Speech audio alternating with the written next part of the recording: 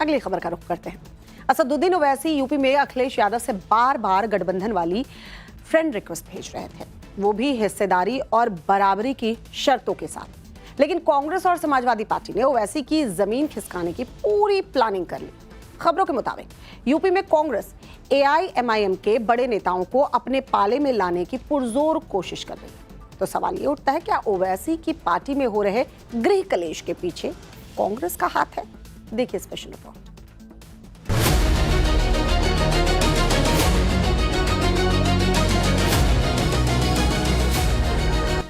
क्या 2027 के चुनाव से पहले यूपी में ओवैसी की पार्टी में अंदरूनी कलह बढ़ गई है? क्या 27 के चुनाव से पहले ओवैसी की पार्टी में कांग्रेस सेंधमारी कर रही है? कांग्रेस को ओवैसी नहीं कबूल, लेकिन क्या ओवैसी के नेता कबूल हैं?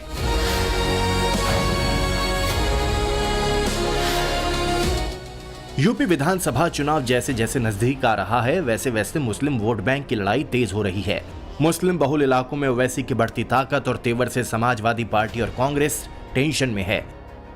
अब इन दोनों पार्टियों ने अपनी रणनीति बदल दी है। खबरों के मुताबिक अब कांग्रेस यूपी में AIMIM के प्रभावशाली लीडर को अपने पाले में लाने की पुरजोर कोशिश कर रही है। कांग्रेस की लिस्ट में सबसे पहला नाम AIMIM के राष्ट्रीय प्रवक्ता आसिम वकार का है। साथ ही पश्चिमी यूपी के मुस्लिम बहुल इलाके के वो नेता भी हैं, जहां ओवैसी की पार्टी अपनी पकड़ मजबूत कर रही है। आखिर कांग्रेस ऐसा क्यों कर रही है, उसे आगे बताएंगे, लेकिन पहले यह भी जान लीजिए कि ओवैसी की पार्टी के अंदर खाने क्या चल रहा है।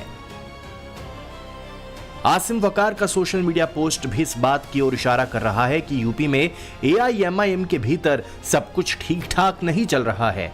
आसिम वकार ने सोशल मीडिया पर पोस्ट करते हुए अपनी ही पार्टी पर सवाल उठाए हैं। दरअसल UP AIMIM chief Shaukat Ali ने 3 नेताओं को राष्ट्रीय प्रवक्ता घोषित करने का एक लेटर जारी किया, जिसमें शादाब चौहान, सैयद जवाद और मोहम्मद मकसूद अशरफ का नाम शामिल है। शौकत अली के लेटर जारी करने पर आसिम वकार ने सवाल उठाए। मेरा कहने का सीधा सीधा सा ये मतलब है कि आप 3 प्रवक्ता नहीं, आप 30 बना दीजिए, 300 बना दीजिए, 3000 बना दीजिए, 30,000 बना दीजिए, मेरी सेहत पे क्या फर्क पड़ता है? ऐसा तो है नहीं कि अगर MIM में 3 से ज्यादा या 10, 20, 50 प्रवक्ता हो जाएंगे तो कुछ बुरा हो जाएगा। सवाल मेरा यह था कि एक प्रदेश का पदाधिकारी एक राष्ट्रीय पदाधिकारी को कैसे नियुक्त कर सकता है? सवाल नियुक्ति पर था। भाई उन बेचारों से, तीनों से अगर ये वादा किया गया था कि उनको राष्ट्रीय प्रवक्ता बनाया जाएगा, तो क्या परेशानी थी? अगर आपने वादा किया तो वादा फुलफिल कीजिए, पूरा कीजिए। मैं तो राष्ट्रीय अध्यक्ष जी से भी कह रहा हूं। आसिम वकार के इस बयान पर समाजवादी पार्टी और कांग्रेस क्या कह रही है, पहले उसे सुन लीजिए। उत्तर प्रदेश की MIM के जो प्रदेश अध्यक्ष हैं वो अपना वर्चस्व कायम करना चाहते हैं, इसलिए शायद आसिम वकार जैसे निडर और बेबाक प्रवक्ता शायद उन्हें पसंद ना हो। लेकिन हम कुल मिला जुला के ये समाजवादी पार्टी मानती है कि ये MIM का अंदरूनी मामला है। हम तो इस बात को पहले से कह रहे हैं कि जो AIMIM के लोग हैं वो भाजपा के इशारे पर काम करते हैं और ये सत्ता और पैसे के स्वार्थी लोग, इनको जनता के हितों से कोई लेना देना नहीं। समाजवादी पार्टी आसिम वकार की तारीफ कर रही है। कांग्रेस भले ही स्वार्थी और बीजेपी के इशारे पर काम करने का आरोप लगा रही है, लेकिन अंदर खाने की सच्चाई क्या है? हाल के दिनों में आसिम वकार का इंडिया गठबंधन और राहुल गांधी के प्रति नरम रुख भी कहीं न कहीं इशारा करता है कि दाल में कुछ तो काला है। आसिम वकार ने हाल ही में एक डिबेट शो में राहुल गांधी को भावी प्रधानमंत्री बताया, तो वहीं अखिलेश यादव पर हमलावर ओम प्रकाश राजभर को भी वो जवाब दे रहे हैं। ओम प्रकाश राजभर जी आजकल एक भविष्यवाणी कर रहे हैं उत्तर प्रदेश में। बता रहे हैं कि जो अपोजिशन का नारा है PDA, उसका फुल फॉर्म है पीट देगा अहीर। तो राजभर जी, मेरे कुछ सवाल हैं आपसे कि जो आप उत्तर प्रदेश के लोगों को डरा रहे हैं, जागरूक कर रहे हैं कि पीट देगा अहीर PDA मतलब, तो क्या आपके साथ किसी पीडीए के अहीर ने कोई घटनाक्रम को अंजाम दे दिया है। तो क्या एआईएमआईएम में आपसी कलह की असली वजह कांग्रेस है? क्या कांग्रेस एआईएमआईएम नेताओं को अपने पाले में ला पाएगी? दरअसल 2022 चुनाव में सपा का मुस्लिम वोट ओवैसी ने डाइवर्ट किया। एआईएमआईएम ने 2022 में यूपी की 403 विधानसभा सीटों में से 97 पर प्रत्याशी उतारे थे।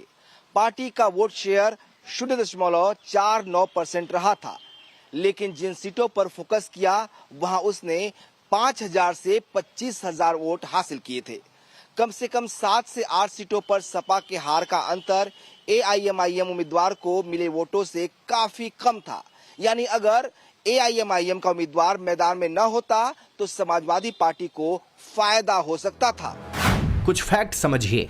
बिजनौर में समाजवादी पार्टी के उम्मीदवार को 1445 वोट से हार मिली, जबकि एआईएमआईएम को यहां 2290 से ज्यादा वोट मिले। नकुड़ में सपा उम्मीदवार की हार 315 वोट से हुई, जबकि एआईएमआईएम को 3500 से ज्यादा वोट मिले।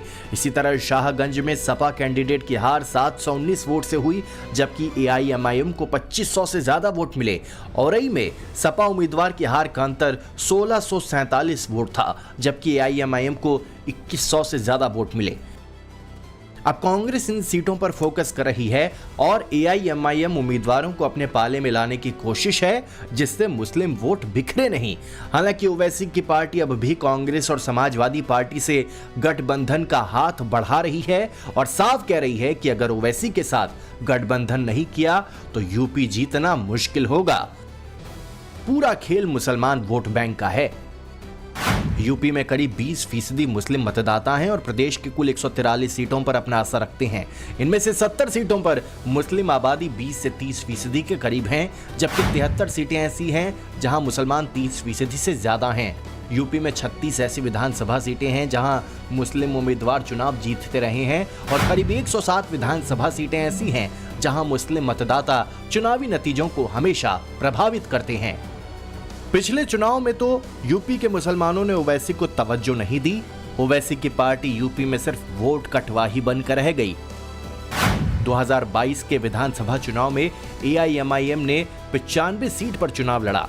एआईएमआईएम को 0.49% वोट मिले और सीट का खाता भी नहीं खुल पाया। 2017 के विधानसभा चुनाव में ओवैसी की पार्टी ने 17 सीट पर चुनाव लड़ा। एआईएमआईएम को 0.24% वोट मिला, लेकिन सीट शून्य ही रही। लेकिन 2027 में मुस्लिम वोट बैंक के कई दावेदार हैं। समाजवादी पार्टी से अपना कोर वोट बैंक समझती है, कांग्रेस इस पर हक जताती रही है, तो वैसी स्ट्रॉन्ग लीडरशिप की बात कर मुसलमानों के बीच अपनी पैंठ बनाने में लगे हैं। मुसलमान वोट बैंक की बदौलत ही कांग्रेस यूपी में सरकार बनाने का दावा कर रही है। आपके साथ कौन है? सभी लोग हैं। जैसे मुझे बताइए। सभी वोट कौन देगा आपको? सब देंगे, जो मोहब्बत करने वाले लोग हैं वो सब देंगे। कौन सी मोहब्बत? आपने तो दुकान मोहब्बत की, कोई दुकान लगती है मोहब्बत की दुकान राहुल जी की चलेगी ना, उसी में 42 MP जीत कर आए थे, उसमें है। उस मोहब्बत की दुकान पे अभी आप देखेगा उत्तर प्रदेश में सरकार बनाएंगे इंशाल्लाह। एक तरफ मुस्लिम वोट बैंक के लिए माथापच्ची हो रही है, तो दूसरी तरफ बीजेपी एकजुट हिंदुत्व के एजेंडे पर आगे बढ़ रही है। समाजवादी पार्टी बार बार नैरेटिव सेट करती है कि दिल्ली और लखनऊ में सब कुछ ठीक ठाक नहीं है, लेकिन अखिलेश का नैरेटिव ध्वस्त करने के लिए ये तस्वीरें काफी हैं। 2 दिन पहले सीएम योगी प्रधानमंत्री से दिल्ली में उनके आवास पर मिले, 27 की जीत का फॉर्मूला भी फिक्स कर लिया। लेकिन सवाल ये है कि 27 के चुनाव में मुसलमान वोट एकजुट पड़ेगा या टुकड़ों टुकड़ों में बिखर जाएगा। Bureau report, times now Navbharat.